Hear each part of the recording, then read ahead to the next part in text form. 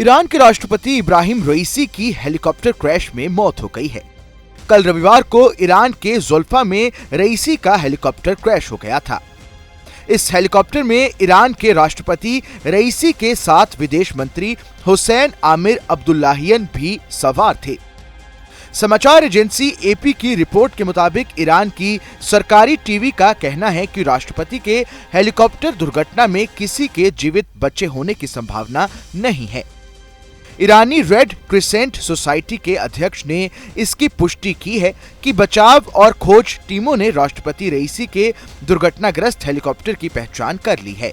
आपको बता दें कि ईरान के राष्ट्रपति इब्राहिम रईसी को ले जा रहा हेलीकॉप्टर रविवार को उस समय दुर्घटनाग्रस्त हो गया जब वो पड़ोसी देश अजरबैजान से लगी सीमा पर एक बांध का उद्घाटन करके लौट रहे थे। ईरान के मीडिया में बताया जा रहा है कि राष्ट्रपति रईसी के हेलीकॉप्टर ने देश के उत्तर में स्थित पूर्वी अजरबैजान प्रांत में हार्ड लैंडिंग की है। इब्राहिम रईसी के साथ हेलीकॉप्टर में ईरान के विदेश मंत्री और पूर्वी अजरबैजान के गवर्नर मलिक रहमती और अन्य लोग सवार थे। हेलीकॉप्टर की तलाश में बड़े पैमाने पर बचाव और खोजी अभियान चलाया जा रहा है और इसी अभियान के बाद ये पुष्टि हुई है कि अब रईसी की मौत हो गई है।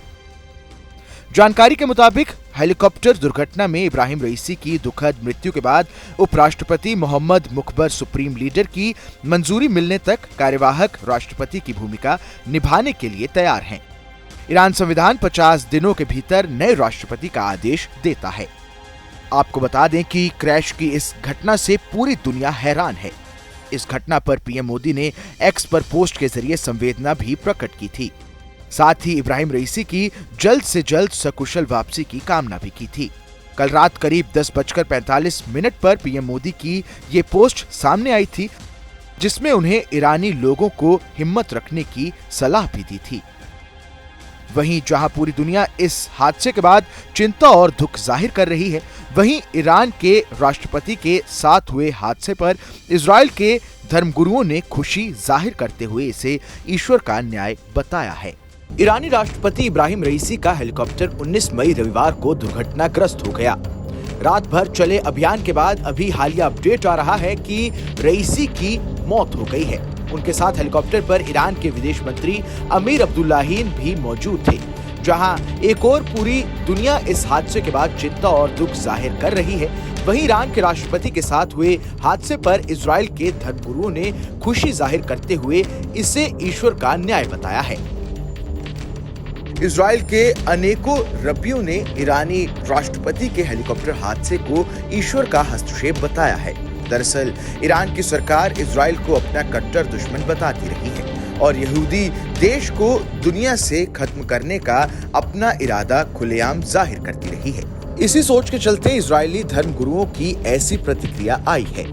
एक इजरायली मीडिया पोर्टल के अनुसार इजराइल के रब्बी मीर अबू तबूल ने एक फेसबुक पोस्ट में रईसी को तेहरान का जल्लाद बताया और इजराइल व यहूदी लोगों के प्रति उनके विरोध के लिए उनकी निंदा की।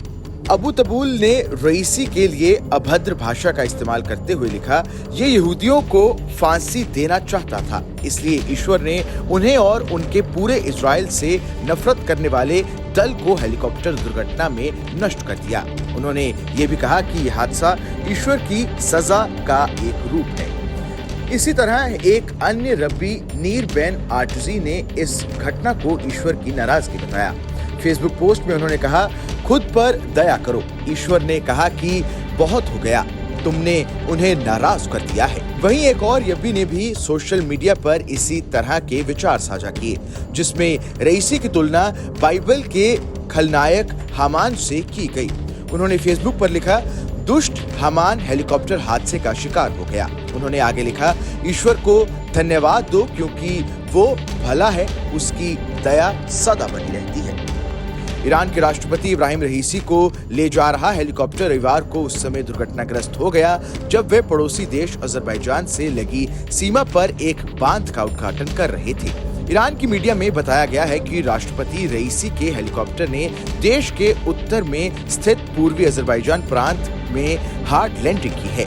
रईसी के साथ हेलीकॉप्टर में ईरान के विदेश मंत्री हुसैन अमीर अब्दुल्लाहियन और पूर्वी अजरबैजान के गवर्नर मलिक रहमती और अन्य लोग सवार थे। हेलीकॉप्टर की तलाश में बड़े पैमाने पर बचाव और खोजी अभियान चलाया जा रहा है, लेकिन रात भर के बाद भी रईसी और उनके साथ रहे लोगों का कोई पता नहीं चल पाया है।